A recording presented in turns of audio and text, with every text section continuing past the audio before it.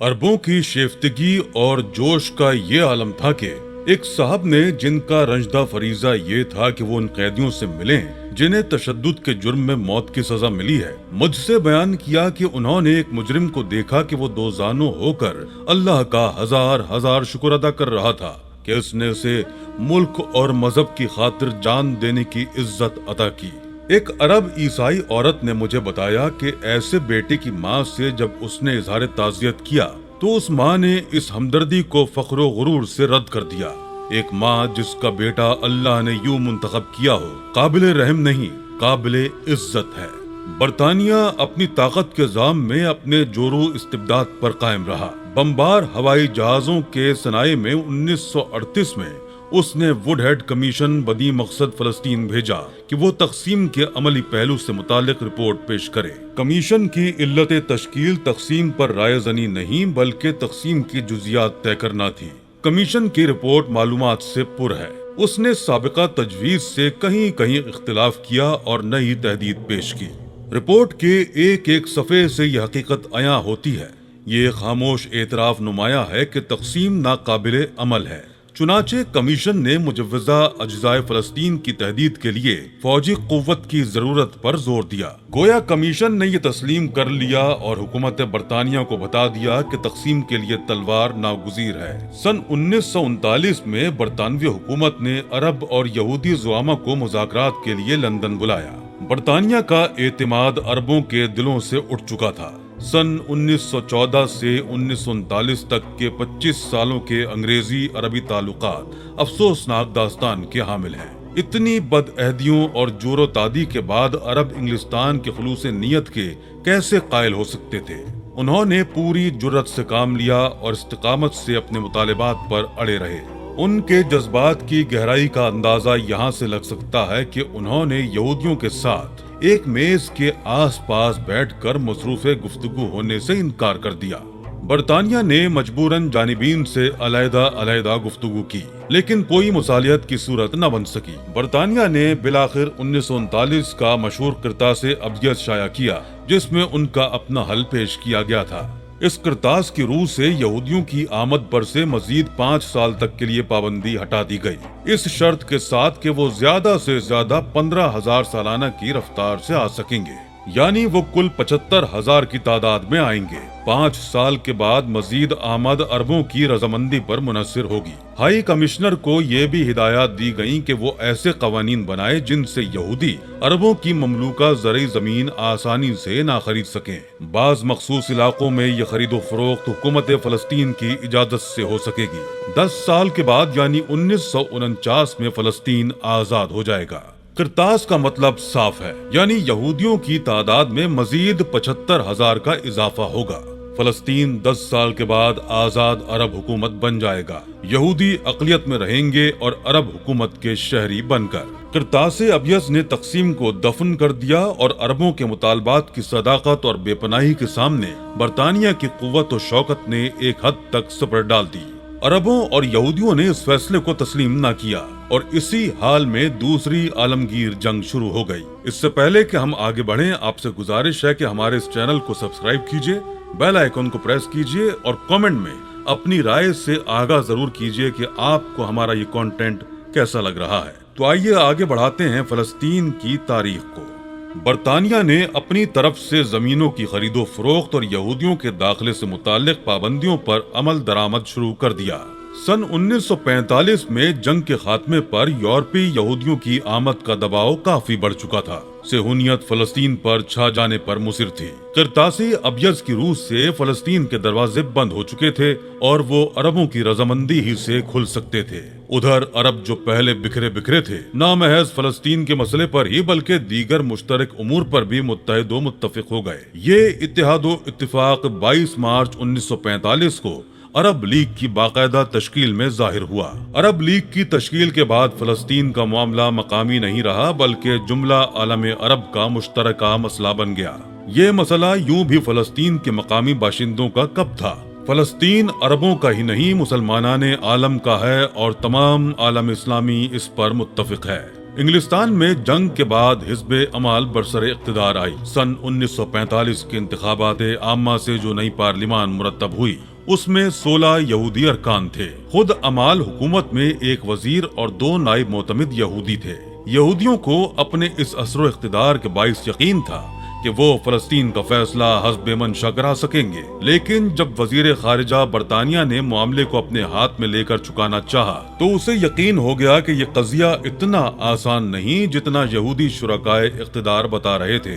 ایک طرف یہودی دباؤ تھا اور دوسری طرف ممالک عربیہ کی لیگ کی متفقہ مخالفت۔ قبل اس کے کہ برطانیہ کوئی اقدام کرتا، خبر مشہور ہو گئی کہ ٹرومین صدر امریکہ برطانیہ سے اپیل کرنا چاہتا ہے کہ کم از کم اور 1 لاکھ یہودی فلسطین میں فی الفور لے لیے جائیں۔ سن 1939 سے 1944 تک 75,000 یہودی تو جائز طریقے سے آ گئے تھے، لیکن ان کی ناجائز آمد کبھی مکمل طور پر بند نہیں ہوئی۔ اس پر مستزاد 1 لاکھ اور تھے جنہیں صدر امریکہ خام و خواہی فلسطین پر ٹھونسنا چاہتا تھا۔ اس کی وجہ 1948 میں ہونے والا صدارتی انتخاب تھا۔ امریکہ کے پریس اور حکومتی اداروں میں یہود کا بے پناہ اثر و رسوخ تھا۔ انتخابات کے موقع پر مخالف فریق یہودیوں کے ووٹ حاصل کرنے کے لیے طرح طرح کی خوشامدیں کرتے ہیں۔ بقول شخص سے اس موقع پر امریکہ پاگل ہو جاتا ہے۔ ٹرومین کو ڈر تھا کہ اس نے یہ اپیل نہ کی تو اس کی حریف ریپبلکن پارٹی ایسا کر دے گی۔ اس صورت میں یہودی ووٹ ٹرومین کے ہاتھ سے نکل جائیں گے۔ محض اپنی انتخابی جیت کے لیے امریکہ کی دونوں پارٹیاں فلسطین کو جہنم میں جھونک دینے پر تیار تھی۔ ٹرومین کی اپیل کے جواب میں برطانیہ نے امریکہ کو دعوت دی کہ اگر وہ یہودیوں کو فلسطین میں آباد کرانا چاہتا ہے تو نتائج کی ذمہ داری لے اور یورپ میں یہودیوں کی حالت نیز فلسطین کی صورتحال کی پوری تحقیقات کرے۔ ٹرومین نے جھجکتے ہوئے یہ دعوت قبول کر لی۔ اس پر ایک مشترکہ انگلستانی امریکی کمیشن مرتب ہوا جسے ہدایت دی گئی کہ وہ 4 مہینوں کے اندر اندر رپورٹ پیش کر دے۔ کمیشن کی متفقہ سفارشات ظاہر ہے کہ نہ عربوں کو مطمئن کر سکتی تھیں نہ یہودیوں کو، لیکن رپورٹ عربی مطالبات کی بے پناہی کا مزید اعتراف تھا۔ بہرحال کمیشن نے ٹرومین کا مطالبہ منو ان تسلیم کر لیا کہ 1 لاکھ یہودی فوراً فلسطین میں داخل ہو جائیں۔ اس کے ساتھ ہی برطانیہ، امریکہ اور دیگر حکومتوں سے درخواست کی گئی کہ وہ بے وطن یہودیوں کے لیے یورپ میں کسی جگہ نئے گھر کی تلاش کریں اور اس ضمن میں فوری اقدام کریں۔ کمیشن نے نہ تو فلسطین کی آزادی کی سفارش کی، نہ عرب حکومت کی، نہ یہودی حکومت کی، بلکہ ایسی 2 قومی حکومت کا مشورہ دیا جس میں عرب اور یہودی مساوی حقوق شہریت کے مالک ہوں۔ مزید رائے یہ تھی کہ فلسطین کو غیر معین عرصے کے لیے انتداب سے نکال کر تولیت میں رکھ دینا چاہیے۔ زمینوں کی موجود پابندیوں کی تنسیخ کی رائے دیتے ہوئے کمیشن نے ایسی تجاویز پیش کی جن سے عرب کسانوں وغیرہ کے اس ضمن میں حقوق کی نگہداشت مقصود تھی۔ آخری سفارش یہ تھی کہ جانبین کے تشدد کو سختی سے دبا دیا جائے۔ ایک دفعہ پھر ثابت کر دینے کے علاوہ کہ تقسیم فلسطین ناقابل عمل اور ناممکن ہے، معاملہ آگے نہ بڑھایا جا سکا۔ انتداب عملاً برطانیہ کے لیے ایک مہنگا سودا ہو گیا تھا۔ انتدابی عرصے میں برطانیہ کو جان اور مال کا بھاری نقصان اٹھانا پڑا۔ انگریز اس زیاں سے تنگ آ گیا کیونکہ جنگ نے برطانیہ کے لیے ایسی گوناگوں مشکلات پیدا کر دی تھی کہ فلسطین ان کی کمر ہمت توڑ رہا تھا۔ ناچار برطانیہ نے 2 اپریل 1947 کو فلسطین کا معاملہ اقوام متحدہ کے روبرو پیش کر دیا۔ فلسطین اپنی مخصوص تاریخ کے اعتبار سے ایک قطع ارض نہیں رہا۔ جغرافیے نے اسے کچھ ایسی اہمیت دی کہ تاریخ ہمیشہ مصیبت میں مبتلا رہی۔ جو باتیں ہم بتا چکے ہیں ان سے ظاہر ہوگا کہ فلسطین کانٹوں کی سیج پر ہی رہا۔ اسی اہمیت نے اسے پھر بین الاقوامی استخوان نزا بنا دیا ہے۔ دوسری عالمگیر جنگ میں ہر چند برطانیہ، امریکہ اور روس متحد تھے، لیکن ان کے باہمی اختلافات کبھی رفع نہ ہو سکے۔ امن ہوا تو جنگ کے یہ اتحادی 2 فریقوں میں بٹ گئے۔ جنگ کا جو عظیم الشان بار برطانیہ پر پڑا، اس سے وہ اپنی پہلی عظمت و استقامت بہت حد تک ضائع کر چکا ہے، اور اب وہ امریکہ کا دست نگر ہے۔ امریکہ ایک امیر و متمول ملک ہے اور اسے جنگ نے کم سے کم نقصان پہنچایا۔ امریکہ آئندہ جنگی ممکنات کے خوف سے اس حیثیت کو ضائع نہیں کرنا چاہتا۔ روس بھی اپنے استحکام میں دیوانہ وار مصروف و منہمک ہے۔ مشرقی یورپ اور جنوبی یورپ کا بیشتر حصہ اس کا ہے۔ مشرق وسطیٰ کی اہمیت ظاہر ہے، جغرافیائی اہمیت پر مستزاد مشرق وسطیٰ کا تیل ہے۔ تیل آئندہ جنگ کی اشد ترین ضرورت ہے۔ ممالک عربیہ کا تیل ایک حد تک برطانیہ اور زیادہ حد تک امریکہ کے قبضے میں ہے۔ روس کے اپنے تیل کے ذخائر کافی ہیں، لیکن وہ تیل کی دوڑ میں پیچھے نہیں رہنا چاہتا۔ ایران میں اس کی دلچسپی اسی ذہنیت کی آئینہ بردار ہے۔ ترکی اور ممالک عربیہ میں بھی اس کی دلچسپی بڑھتی جا رہی ہے۔ امریکہ کی اپنی تیل کی پیداوار کافی ہے، لیکن اس کے ماہرین کا اندازہ ہے کہ ذخائر کے جلدی ختم ہو جانے کا اندیشہ ہے۔ مشرق وسطی کا تیل مقابلتاً نوع انکشاف و کمیت اور کیفیت دونوں میں زیادہ ہے، چنانچہ اس تیل نے بین الاقوامی مسابقت پیدا کر دی ہے۔ تیل اور سیاست ایک ہو گئے ہیں۔ مشرق وسطی کے ممالک اپنی پسماندگی کے طفیل چونکہ خود تیل کی پیداوار سے قاصر ہیں، اس لیے یہ نعمت عظمیٰ ان کے لیے وبال جان بن گئی ہے۔ روس اور امریکہ کی انتہائی خواہش اور کوشش ہے کہ وہ ان علاقوں پر اپنا تسلط قائم رکھیں۔ فلسطین کی اہمیت پھر بڑھ جاتی ہے۔ کرکوک عراق سے تیل کی نالی یعنی پائپ لائن حیفا فلسطین میں منتہی ہوتی ہے۔ حیفا سے آگے تیل بذریعہ بحری جہاز لے جایا جاتا ہے۔ یہ لائن 620 میل لمبی ہے۔ اس سے اس علاقے کی سیاسی اہمیت کا اندازہ ہو جاتا ہے۔ فلسطین کا انتداب اور دیگر متبادل تجاویز اسی سیاسی تسلط کی غماز ہیں۔ بہرکیف فلسطین کا معاملہ اقوام متحدہ کے روبرو پیش ہو گیا۔ اقوام متحدہ نے ایک خصوصی کمیٹی 11 ارکان پر مشتمل متعین کی، جو فلسطین میں جا کر حالات و کوائف کا مطالعہ کرے اور اپنی سفارشات پیش کرے۔ کمیٹی مذکورہ نے 2.5 ماہ کے بعد 2 رپورٹیں پیش کی، ایک اکثریت کی جس پر 7 ارکان کے دستخط تھے اور دوسری اقلیت کی جس پر 3 ارکان کے دستخط تھے۔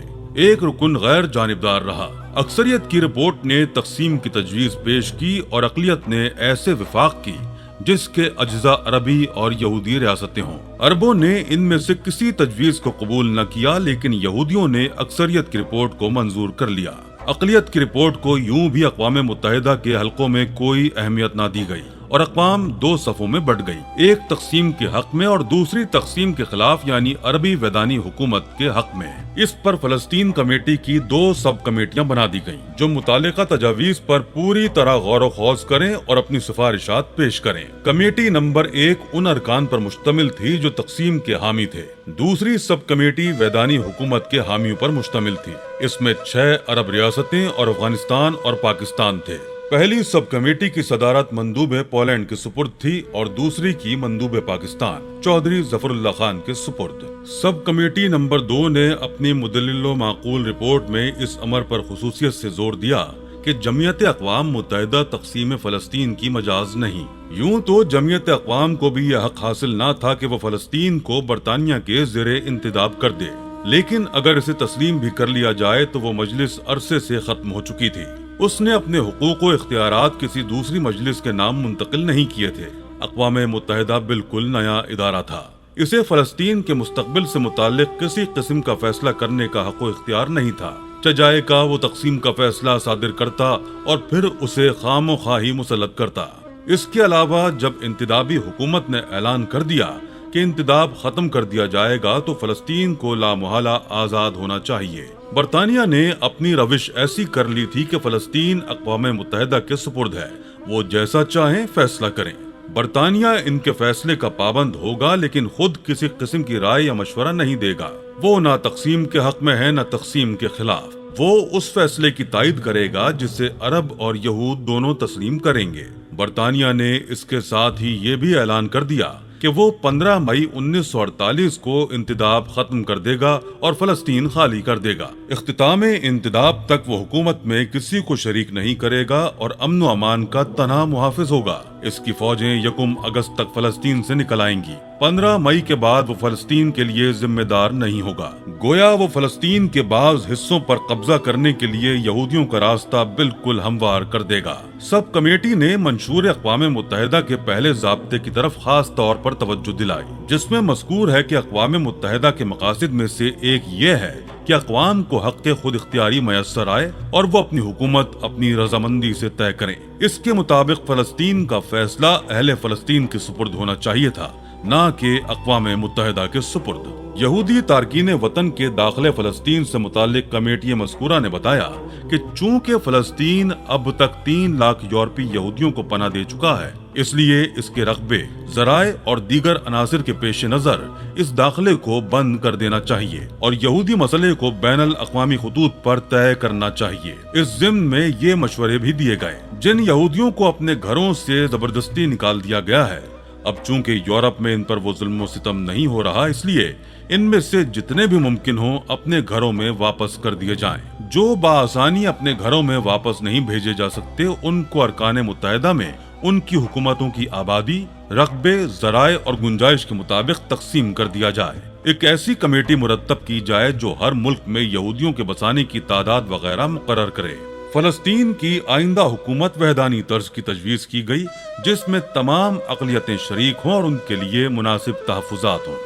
یہ سفارشات تبصرے سے مستغنی اور مسئلہ زیر نظر کا صحیح حل تھیں، لیکن حل کی صحت کا سوال ہی پیدا نہیں ہوتا تھا۔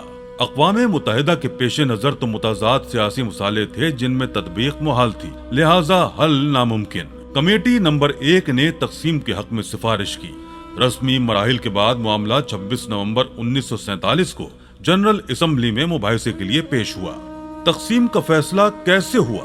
یہ دلچسپ داستان ہے اور مختصراً چودھری ظفر اللہ خان کی زبانی پیش کرتے ہیں۔ 27 نومبر امریکہ کا تہوار ہوتا ہے، یوم تشکر کہا جاتا ہے، اس لیے ہر رکن حتیٰ کہ صدر تک کی خواہش تھی کہ نشست 26 کی نیم شب تک ختم کر دی جائے۔ اسی اعتبار سے جانبین نے اس دن اپنی ساری قوتیں مرکوز کر لی۔ تقسیم کے خلاف 16 ووٹ جمع ہو گئے تھے۔ چونکہ ایسے معاملوں کے لیے 2/3 اکثریت کی ضرورت ہوتی ہے، اس لیے تقسیم کے حق میں 32 ووٹ درکار تھے۔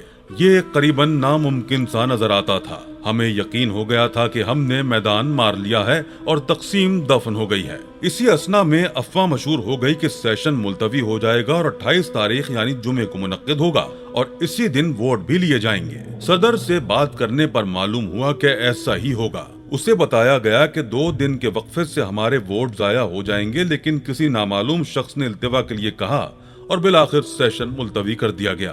یہ قابل ذکر ہے کہ گزشتہ سال یوم تشکر کو اسمبلی کا سیشن منعقد ہوا تھا، لیکن اب یہ بہانہ کر دیا گیا کہ اس دن کو چونکہ امریکہ کی تعطیل ہوتی ہے، اس لیے سیشن منعقد نہیں کیا جا سکتا۔ اس وقفے میں نیو یارک کے اخبارات میں خبر آئی کہ یہودی لیڈر ٹرومن سے ملے۔ انہوں نے یہ دھمکی دی کہ اگر تقسیم ناکام ہو گئی تو بحالی یورپ کا بل ناکام کر دیا جائے گا۔ امریکہ کا اسٹیٹ ڈپارٹمنٹ ٹیلی فون اور تار کے ذریعے تقسیم کے خلاف کئی مندوبین کی حکومتوں سے مصروف گفتگو ہوا اور انہیں اپنی ہدایات بدل دینے پر مجبور کیا۔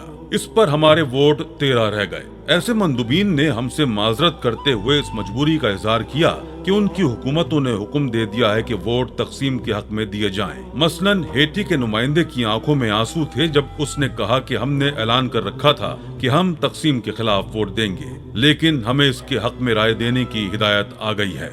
مسٹر روزویلٹ نے کہ آن جہانی صدر روزویلٹ کے پوتے ہیں، مڈل ایسٹ جرنل کی اشاعت جنوری 1948 میں اقوام متحدہ میں مسئلہ تقسیم کے فیصلے میں صہیونی دباؤ کا یوں ذکر کیا ہے: ارکان اقوام متحدہ پر اثر ڈالنے کے لیے تاکہ وہ جنرل اسمبلی میں تقسیم کے حق میں ووٹ دیں، ٹیلی فونوں، تاروں، خطوں، ملاقاتوں اور سیاسی اور اقتصادی دباؤ کا طوفان عمڈہ چلا آ رہا تھا۔ یہودیوں نے ان اقوام کو جو تقسیم کے خلاف رائے دینا چاہتی تھیں، تقسیم کے حق میں رائے دینے پر مجبور کر دیا۔ یہ سب کچھ اعادہ تھا اس کا جو کچھ نیو یارک اسٹیٹ کے انتخابات میں ہو چکا تھا۔ یہ کیفیت ہے اس دولت عظما کی جس کے سپرد دوسری عالمگیر جنگ نے اقوام عالم کی قیادت کر دی ہے، اور یہ ہے منظر اس ادارے اقوام متحدہ کا جو اس لیے معرض تشکیل میں آیا کہ کرۂ ارض سے جنگ کو بدر کر دیا جائے اور اقدار انسانیوں کو مستقل حیثیت دے کر امن و امان کو عام اور پائندہ کیا جائے۔ عراقی نمائندے کے الفاظ میں صدر ٹرومن نے ہی فلسطین کو آگ لگائی ہے اور وہی اسے بجھا سکتا ہے۔ یہ بین الاقوامی ریشہ دوانیاں سیاست دولہ عظما کا تغرہ امتیاز ہیں اور انہی نے نئے فلسطین کو عقدہ لا ینحل بنا رکھا ہے۔ ان حالات میں 29 نومبر کو جنرل اسمبلی نے تقسیم کا فیصلہ صادر کر دیا۔ 57 ووٹوں میں سے 33 تقسیم کے حق میں تھے، 13 مخالف، 10 ارکان غیر حاضر رہے۔ رائے شماری کا تجزیہ کیا جائے تو معلوم ہوگا کہ امریکہ باوجود ساری ریشہ دوانیوں کے 2/3 ووٹ حاصل نہیں کر سکا۔ جو ارکان غیر حاضر تھے وہ تقسیم کے خلاف تھے۔ گویا کہا جا سکتا ہے کہ 33 کے مقابلے میں 23 ووٹ تھے۔ یہ کثرت رائے تو ہے، 2/3 ووٹ نہیں۔ بہرکیف یہودی ووٹوں کی خاطر تقسیم کا فیصلہ صادر کرا دیا گیا۔ قبل اس کے کہ امریکہ کی مشکلات کا ذکر کیا جائے، تقسیم کے مالا و ما علیہ پر ایک تائرانہ نگاہ ضروری معلوم ہوتی ہے۔ دوستو، فلسطین کی تاریخ میں آگے کیا ہوا یہ آپ جان پائیں گے ہماری اگلی ایپیسوڈ میں۔